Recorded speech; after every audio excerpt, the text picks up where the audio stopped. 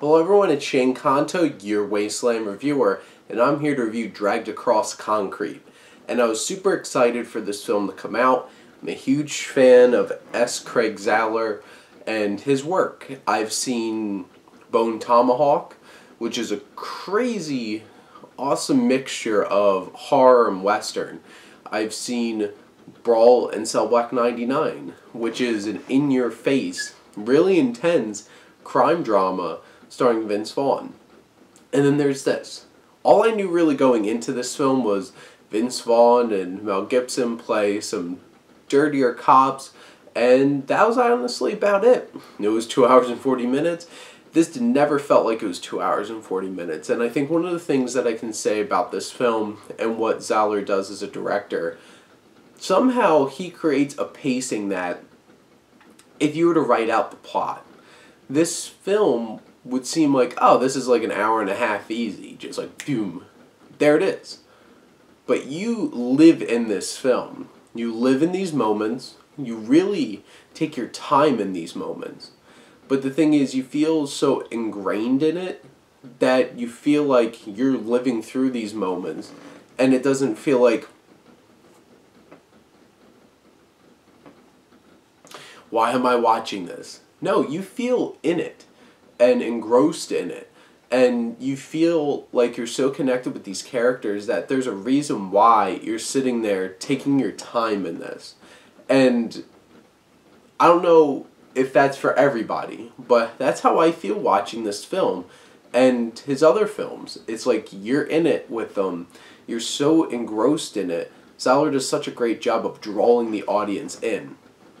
And his direction, balancing of quite a few threads in here and pulling things together, he does such a great job of handling all these different aspects of this film. Because this film was a lot more layered than I was anticipating. Wasn't quite sure what to expect. And this is more than just a couple of cops who go in there and are trying to make money. They have issues. Mel Gibson's character is trying to support his family and get them out of a bad neighborhood. And Vince Vaughn is trying to make sure he's in a place where he can propose to his girlfriend. And then there's so many other things going on. There's Tory Kittle's and Michael J. White's characters, who are two young African-American men who get brought onto this job done by a bunch of German guys. And there's so many social layers in this, so many racial issues, so much tension, and there's so many themes that deal with that in this film, and really either in your face, unabashedly in your face, and I admire it about that, or there's just some subtleties, those like little microaggressions that keep building and do build to a certain point. I do have to say, like all of Zahler's films, there is some gore in this. And he always uses practical effects, and this always feels like it's John Carpenter all over again. And that's one of the coolest things I think about Zahler is you feel like you're watching old school Carpenter, and the atmosphere that Zahler creates in Dragged Across Concrete feels like this film was made in the 1970s. The music, the aesthetic, and it takes place in modern times, but it feels like a film made in the 1970s, and pitch perfectly too, without being like obnoxiously over the top, where it's just like, let's drive by some discos and make it feel like the 70s. No, it just embodies that. It feels like an exploitation film. True to its heart, this film really is an exploitation film. And it deals with a lot of different things, and whether it's Mel Gibson talking to his wife, who's a former cop with MS, and she's like, I've never felt racist once in my life until now. And it's they're dealing with their daughter being harassed by some of the African-American kids in their neighborhood. And that building that tension, and it never feels like it's acknowledged that it's okay to feel that way. And there's always consequences to your actions and your feelings. I have to say, the gore in this can be a lot. And if that's not for you, that could really take you out of this film and there's some moments where it's like, is that really necessary? And does this really push it?